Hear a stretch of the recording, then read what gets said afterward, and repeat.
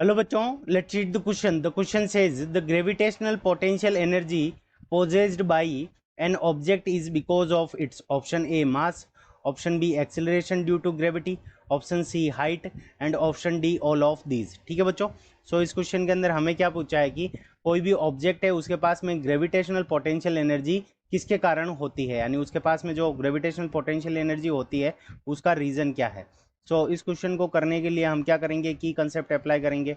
सो की कॉन्सेप्ट, अब की कॉन्सेप्ट के अंदर हम क्या करेंगे, ग्रेविटेशनल पोटेंशियल एनर्जी का फॉर्मूला देखेंगे.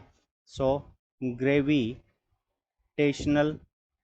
सो हम क्या देखेंगे, ग्रेविटेशनल पोटेंशियल एनर्जी का फॉर्मूला देखेंगे. So gravitational potential energy, so gravitational potential energy का जो हमारा फॉर्मूला होता है वो क्या होता है, वो mgh के इक्वल होता है. So gravitational potential energy, gravitational potential energy का जो हमारा फॉर्मूला होता है वो किसके इक्वल होता है, m multiplied by g multiplied by h. So mgh के इक्वल होता है हमारा. अब यहाँ पे देखो m हमारा क्या होता है, मास. m हमारा क्या होता है, जो ऑब्जेक्ट है उसका मास कितना है. और g हमारा क्या होता है, ग्रेविटेशनल एक्सीलरेशन. सो g हमारा क्या होता है, ग्रेविटेशनल एक्सीलरेशन. तो g हमारा ग्रेविटेशनल एक्सीलरेशन हो गया. और h हमारी क्या हो गई, हाइट हो गई, यानी ऑब्जेक्ट कितनी हाइट के ऊपर है. सो h हमारी क्या हो जाएगी, हाइट. तो अब देखो इसको हम विद एग्जांपल देख लेते हैं.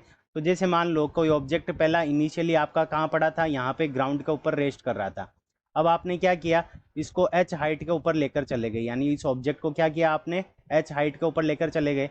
तो इसका मास अगर हम मानते हैं कि इसका मास क्या है, हमारा m है, और ग्रेविटेशनल एक्सीलरेशन की वैल्यू g है, और ये हमारी h हाइट के ऊपर पहुंच गया है, तो इसके पास में क्या होगी, पोटेंशियल एनर्जी होगी, और उसकी वैल्यू किसके इक्वल होगी, mgh के इक्वल होगी. तो पोटेंशियल एनर्जी किसके कारण है, मास के कारण है, ग्रेविटेशनल एक्सीलरेशन के कारण है, हाइट के कारण है, तीनों के कारण है.